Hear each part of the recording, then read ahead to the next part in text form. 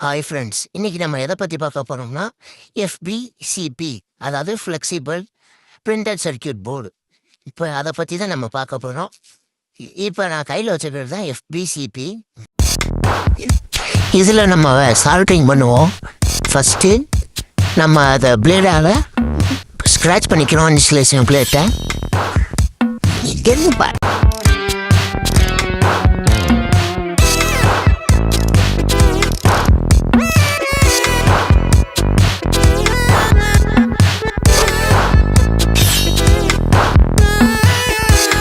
Okay friends, இப்போ நம்ம அப்படியே அந்த காப்பரை பார்க்கக்கூடிய நிலைமைக்கு வந்துடும். நம்ம மேலே இருக்க இன்சுலேஷனை பிச்சு எடுத்ததுனால நம்மளுக்கு காப்பர் லைனு தெரியும். இப்போ நம்ம அந்த காப்பர் லைனில் சால்ட்ரிங் பண்ணிக்கிடுவோம். ஃப்ளக்ஸில் டேஸ் வச்சுட்டு சால்ட்ரிங் பண்ணுவோம். சால்ட்ரிங் ஆகலைன்னா உங்களுக்கு ஒரு டிப்ஸு சொல்கிறேன். பேப்பர் ஃபைல் இல்லாட்டினா எம்எஸ்சிட் எடுத்துக்கோங்க. கொஞ்சம் சால்ட்ரிங்கை ஹீட் ஆனதுக்கப்புறம் ஒரு 450 வச்சுக்கோங்க ஹீட்டு. இல்லாட்டினா நார்மல் சால்ட்ரிங்ஸ்னா போட்டு ஒரு 5 மினிட்ஸ் ஆனதுக்கப்புறம் பேப்பர் ஃபைலில் தேய்ச்சிட்டு வைங்க. இந்த இப்போ எப்படி சால்ட்ராச்சு அது மாதிரி பண்ணிக்கோங்க.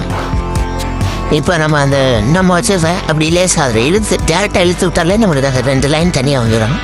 இது வந்து நம்ம அட்டாச் பேட்டரியோடது. அட்டாச் பேட்டரியோட எஃபிசிபி. ஓகே, இப்போ வந்து இதுக்கு பின்னாடியே ப்ளஸ் மைனஸ் போலாரிட்டி கொடுத்துருந்துச்சு. நம்ம அதுக்கேற்றப்பில் ரெட்டு வந்து பாசிட்டிவ், ஒயிட் வந்து நெகட்டிவ்னு கன்சிடர் பண்ணிவிட்டு நம்ம சால்டர் பண்ணிக்கிடுவோம்.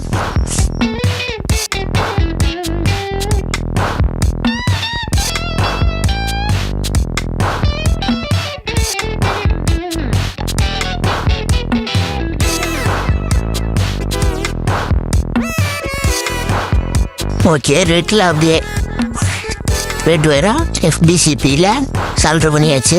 அதே மாதிரி ஒயிட் ஒயரையும் சால்ட்ரு பண்ணிக்கிறோம்.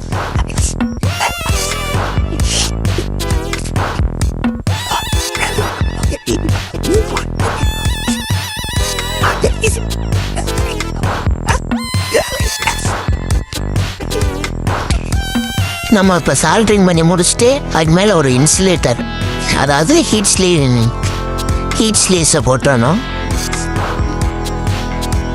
ஹீட் ஸ்லீவ்ஸை போட்டு ப்ளோவர் இருந்தால் ப்ளோவர் வச்சு ஹீட்டு இது பண்ணிக்கோங்க. இல்லைன்னா சால்ட்ரிங் மிஷினை மேலே அப்படியே ஒரு 2 வாட்டி ரோல் பண்ணிக்கினாலே இறுக்கிக்கிறோம்.